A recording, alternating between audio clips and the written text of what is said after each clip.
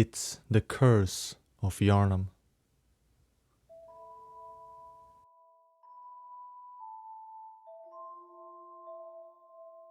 Here we are. Wynne placed the full plate in front of his father and proceeded to bring his own down next to him. He looked at him and smiled from the heart. Thank you, son. It looks delicious. Do you want to say prayer? He looked at his food and closed his eyes for a moment. Can we just sit in silence for a moment? Sure thing, Pa. They did so. His father put his hands together on the table. Not so much in formal prayer, but just holding them together, while Wynne looked at him. His father opened his eyes, looked at him and started partaking of his first meal at home.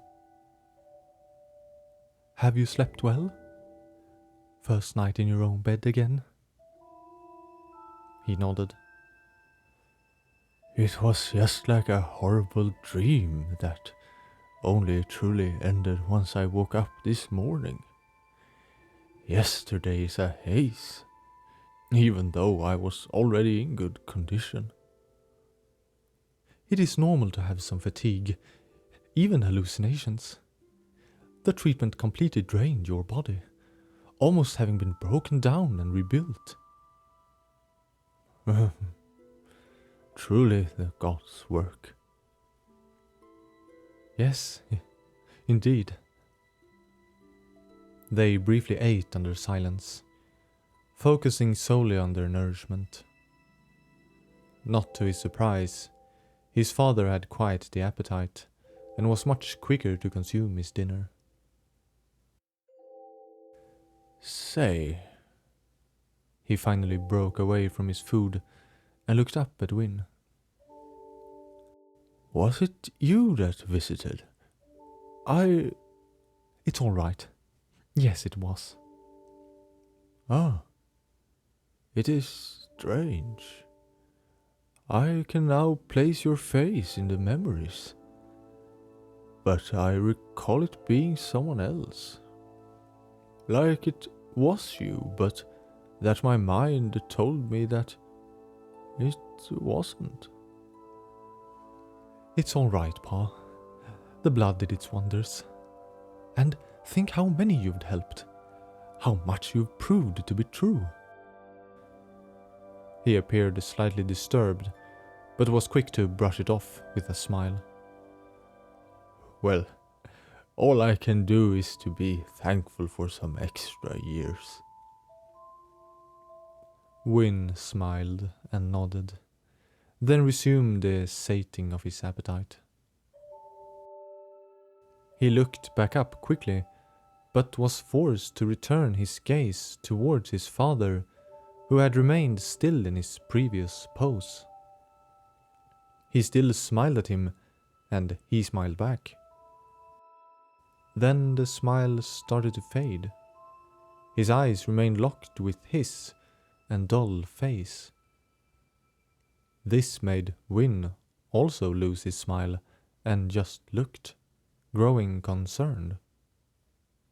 His father now looked purely emotionless, until there was a twitch in his eyebrows, like he was surprised. Pa?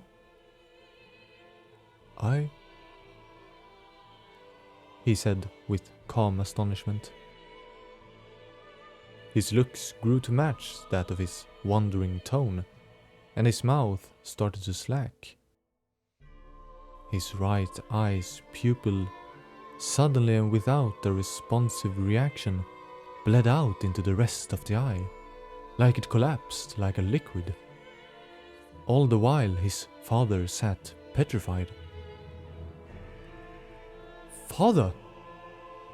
he called out, and the head twitched. His shoulder tensed up and he drew a raspy breath, like his lungs had been filled with gravel, loud and sickly. His breath grew shorter in intervals, and he hunched closer over the table. Wynne quickly stood, and his father started to groan. Violently, he tossed his head backward in a full-body motion, hands still holding the edge of the table, and his back reached over the back of the chair. His jaw seemed to split, and the upper face seemed to limply fall backwards in the motion, and a spray of blood was sprouted from the damage, tossed in an arc over the room.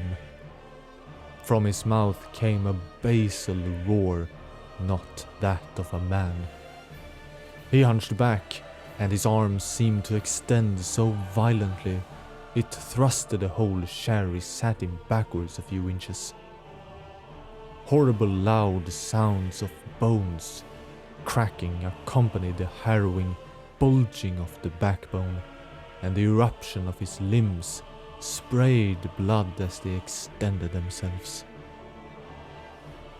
All the while his father's voice transitioned from the scream of a man into that of a wild and feral howl of a beast.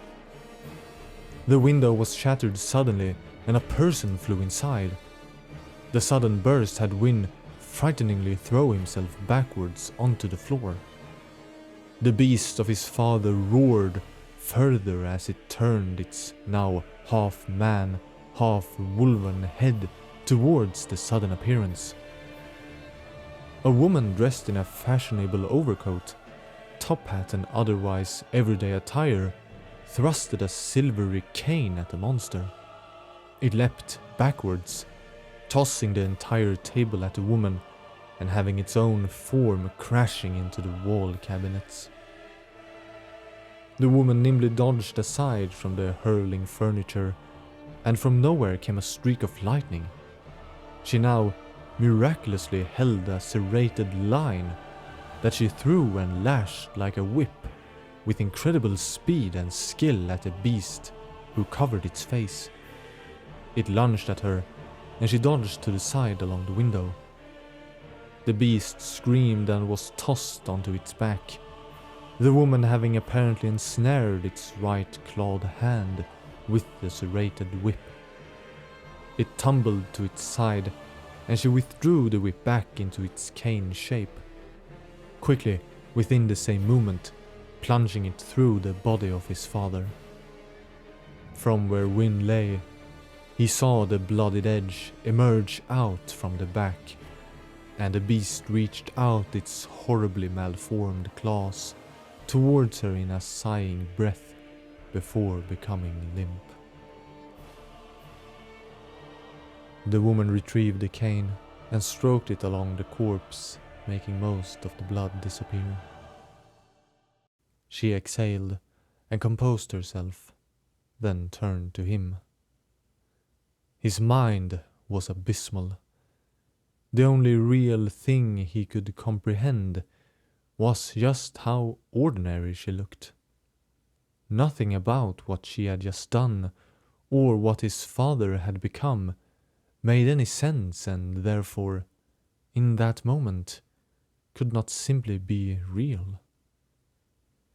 She stepped over the creature's legs and walked past him on through the doorway, leading to the entry hallway.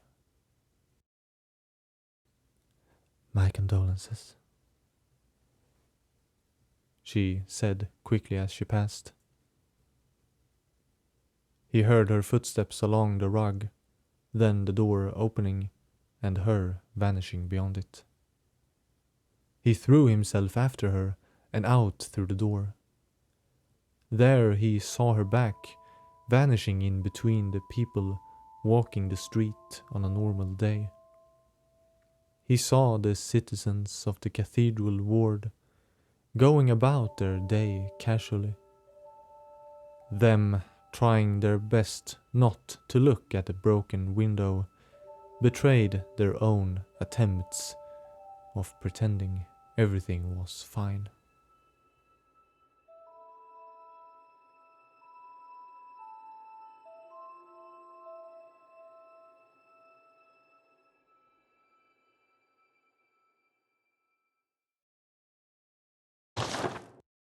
Clawmark. A Caril rune that transcribes inhuman sounds. The clawmark is an impulse to seek the warmth of blood like a beast.